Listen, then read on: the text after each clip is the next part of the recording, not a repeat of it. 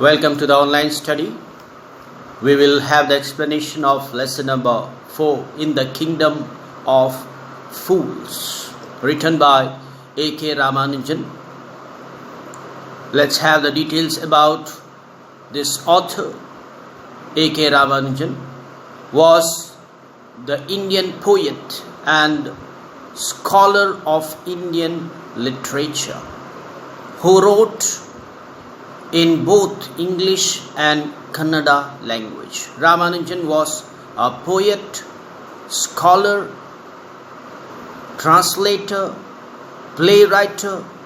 His academic research ranged across 5 languages: English, Kannada, Tamil, Telugu, and Sanskrit. He published work on both classical and modern variants of this literature and argued strongly for giving local, non-standard dialects of their use. Though he wrote widely and in a number of genres, Ramanujan's poems are remembered as enigmatic work of startling originality, sophistication, and moving artistry. He was awarded the Sahitya Academy Award in 1999 for his collection of poems, The Collected Poems. Let's see the theme of this lesson in the Kingdom of Fools. Wisdom is the theme of this lesson. Wisdom is worshipped everywhere.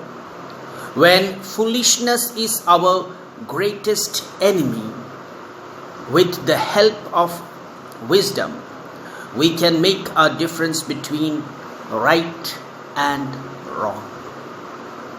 Wisdom is the most important thing, more valuable and precious than the diamonds, jewels, gold, silver, and wealth. Wisdom is the most valuable thing on this world. When our life is in trouble, we can fight with them and make our ways with the power of wisdom. Remember, the utility of wisdom is depicted in this lesson.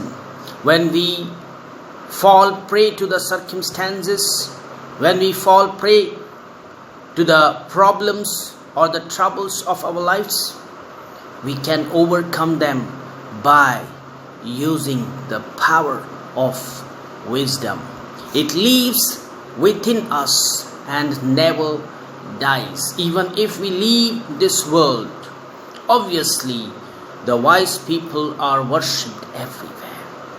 So the importance of wisdom, application and implementation of wisdom to save our life from the troubles, problems, and the challenges is the theme of this lesson. Let's begin the explanation. In the Kingdom of Fools, both the king and the ministers were idiots, were fools. That means the king was also fool, ministers were also fool. They did not had the wisdom or the mind or the common sense. So they ran the kingdom without thinking, without contemplating, without any system. They ran the kingdom. They didn't want to run things like the other kings. So they did not want to run their kingdom just like other kingdoms. or just like the other kings. So they wanted something different. They wanted a different system in their kingdom. So they decided to change night into day and day into night. Now see here, in order to make a distinction, a difference, they turned the system of day and night. Today also we can see many people who want to create a difference, who want to make the things extraordinary. So they just think we could do something opposite, something bizarre, something extraordinary, unusual, so that we can look different, so that we can behave different, so that we can be identified with distinction. So this king and ministers, they did not want to run the kingdom as the other kingdoms or as the other system. So they had the discussion, they had the deliberation with the ministers of the court and the king. Finally they came up with a conclusion that we don't want to run our kingdom just like other kings or other kingdoms. Our system must be different. Our way of kingdom or running kingdom must be different. So they decided to shift the day into night and the night into day. So they turned the day into night and night into day. What that mean? That means when it will be the day, they will sleep as if it is night. When it will be night, they will work as if it's a day. All for making a difference. All to be identified as a distinctive kingdom. So they have done these changes in the system. One day, a guru and his disciple arrived in that kingdom. One day, a guru along with his disciples arrived in the kingdom. And they were amazed to see the difference. They had traveled from many places and they have come to this kingdom, and they observed something unique here. They observed something different here. What was that? That was the day and night shifting, or the conversion of day and night. So they were amazed, startled, and wondered. While it was day, there was no one on the streets. There was no work carried out in the fields. And all the people in the kingdom of fools, they were sleeping in the daytime. So it was something very amazing and unique for the guru and the disciples. So they waited there. What's the matter? In order to know, they waited there. Now, as the evening comes, or in the evening, suddenly the whole town woke up.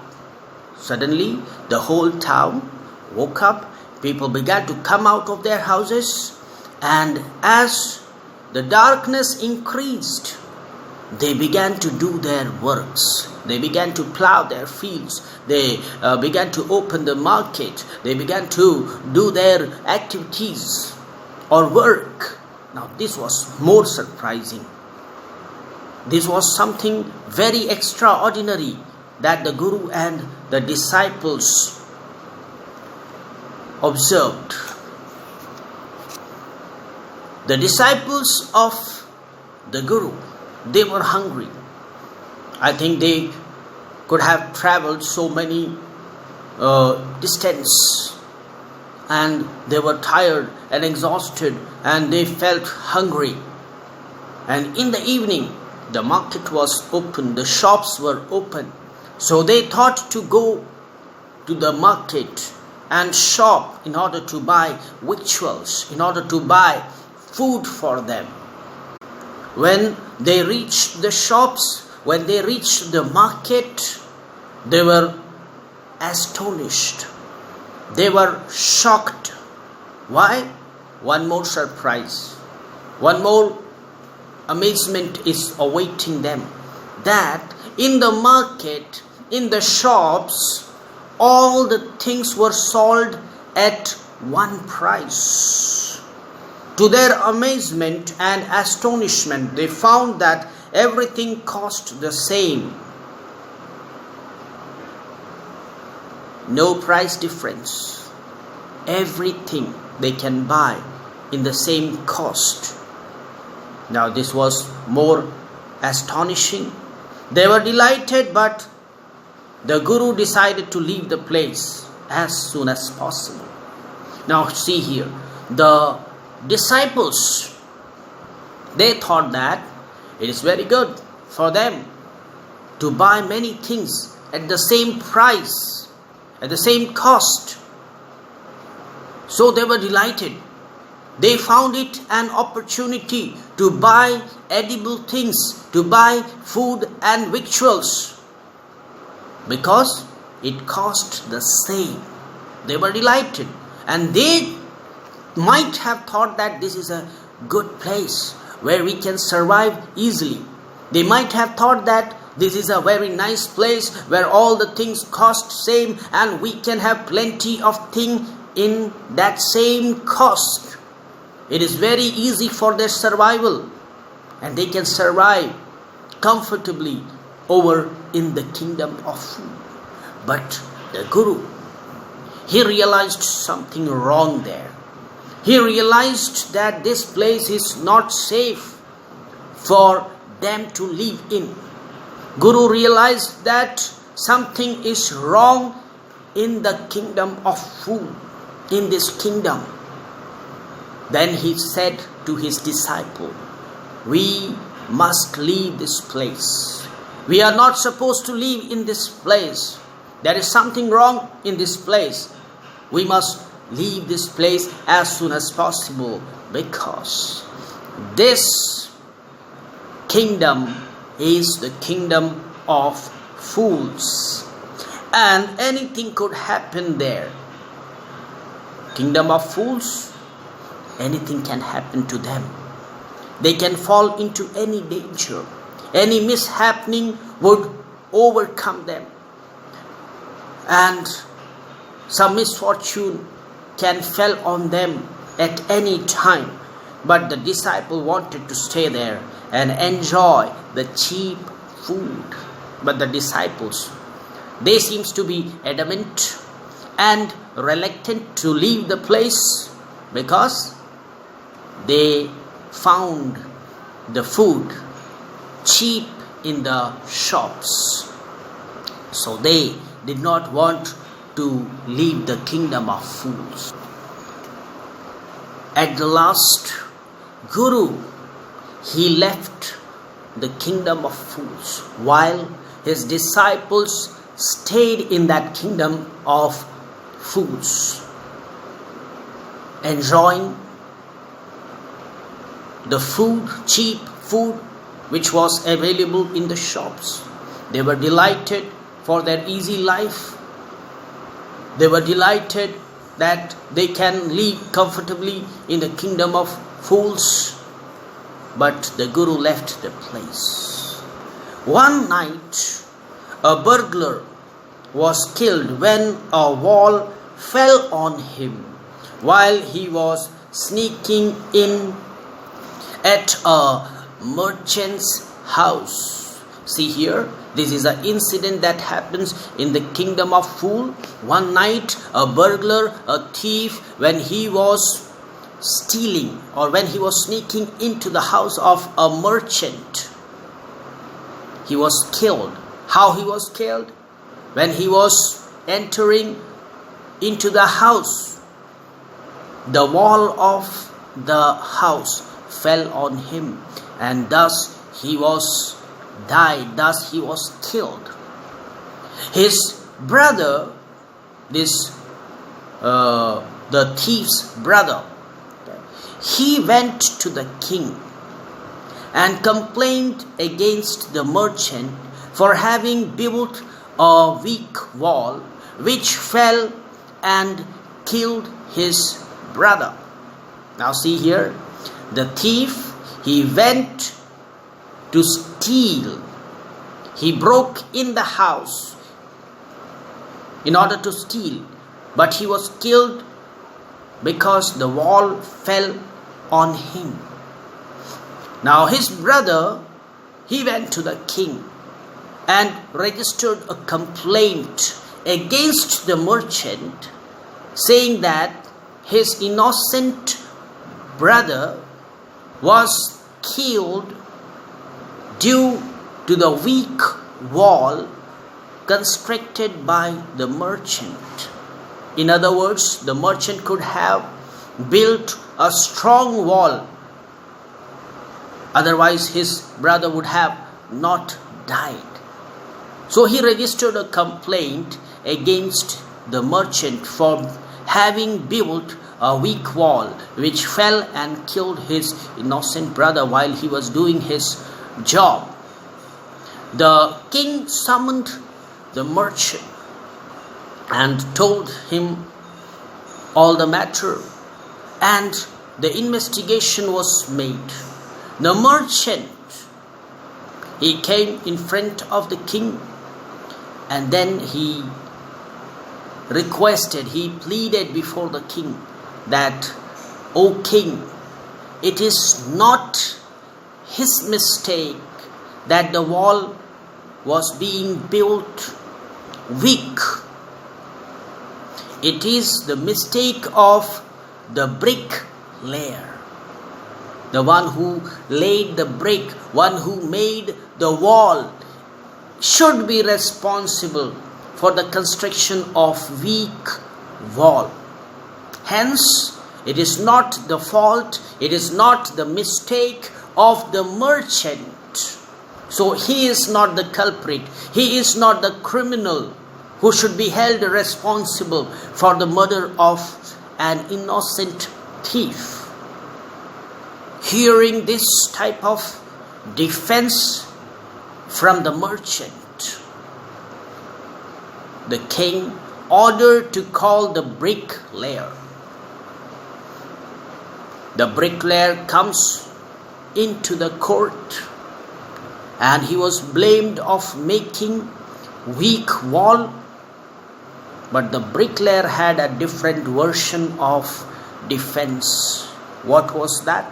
He pleaded that it was the dancer who was responsible as she was going up and down, and thus he could not keep his eyes or mind on the work. Now his point of defense is that, "O king, when I was making the wall, I got distracted by a dancer. I got distracted by a girl who kept going and coming in front of his sight. And thus he was not able to concentrate while making the wall. Thus he was distracted. His eyes were distracted. His mind was distracted. So, as a result of which, he was not able to make or build the wall carefully or properly." Now, hearing this version of defense, the king summoned the dancing girl to the court. The dancing girl comes to the court. Now this time, when she was informed about the crime that she did, it was informed to her that it is due to her regular going and coming, the bricklayer was distracted, and thus he built a weak wall. It was resulting the death of an innocent thief. She had a different version of defense. Now she tried to defend herself. She put the blame on the jeweler. The girl put the blame on the jeweler. The dancing girl said that it was the jeweler who did not keep his promise, and thus he had to visit him many times. It was the goldsmith. It was the jeweler who made this girl to visit him many times. So as a result of this jeweler, she was compelled. She was forced to come and go into the jeweler's house. Hearing this point of defense, the king summoned the goldsmith, and he informed that it is due to your mistake. The wall was made weak by the bricklayer, and it killed an innocent thief. The goldsmith was very afraid. Now this time he had a point of defense. He said that it was because of the rich merchant's order that he could not deliver the things in time. Now he had a point of defense. He says that I have been given some order of making jewels or jewelries by the merchant, because he had marriages in his house.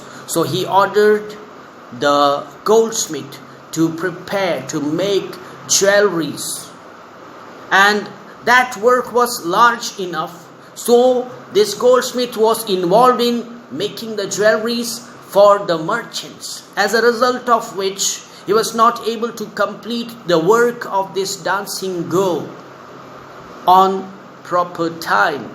Ultimately, after hearing this point of defense from the goldsmith, the king summoned the merchant. Ultimately, it was the same merchant who was called in the beginning. Now this merchant was the same merchant who was called in the beginning. Finally, the king passed the death sentence for the rich merchant, but he was so thin that he couldn't fit the stake. Now the king had given the order of putting this merchant to death. He passed the order, and in order to execute his order, all the arrangements were made, and finally this merchant was supposed to be hanged on the stake. But what happens? This merchant was very thin. He could not fit the stake. So the king ordered for a fat man for execution. However, the decree of the king, the order of the king has to be obeyed and fulfilled. So the king ordered, yes, I have given you the order, you must execute somebody. If the merchant is thin, find somebody who is fat and fitting to the stake.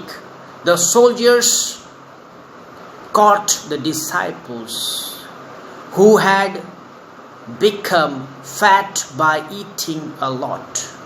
Now remember, The disciples who stayed in the kingdom of fools, they enjoyed the cheap food, thus they had become very fat. And now the soldiers caught the disciple because he was fat. And the disciple was brought into the court of the king. There, the disciple remembered the words of his guru. What were the words of his guru?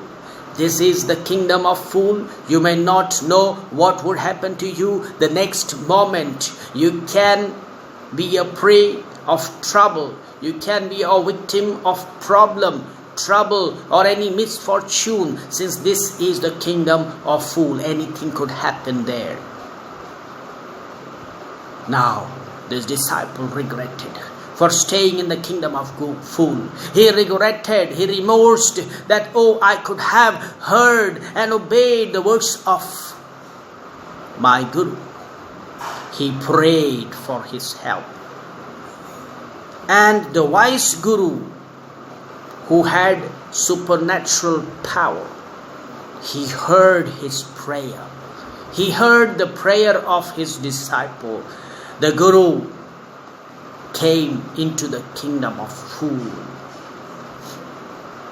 Then he talked something in the ear of this disciple. And the king and the minister, they asked, what is that you have told very secretly into the ears of your disciples? After that, the guru befooled the king and the minister that it was the most auspicious time. Whoever would die first would be the future king, and whoever would die next would be the minister of this kingdom. Now this is a kind of strategy or a story that was made by guru. Using his wit, using his wisdom, he developed a story. He said that, no, the guru said that, I will die first. The disciple said that, no, I will die first. So the king and the minister, they were perplexed. They were confused. Why they are willing to die? Why they are willing to die at the first? So the guru informed that, king, it is the most auspicious time, and whosoever die the first on the stake will be the king of this kingdom in the future, and whosoever die the next will be his minister. So the king and the minister decided to die on the stake. Now hearing this, the king, the fool king, he said that, no, if it is so, I will not let any other die on the stake and be the king in the future. So the king and the minister, they died on the stake, thinking that they would be the king of next future and the minister of next future. Thus, their death, the guru and the disciples were saved. Now, thus the king and the minister died, and guru and the disciple were saved.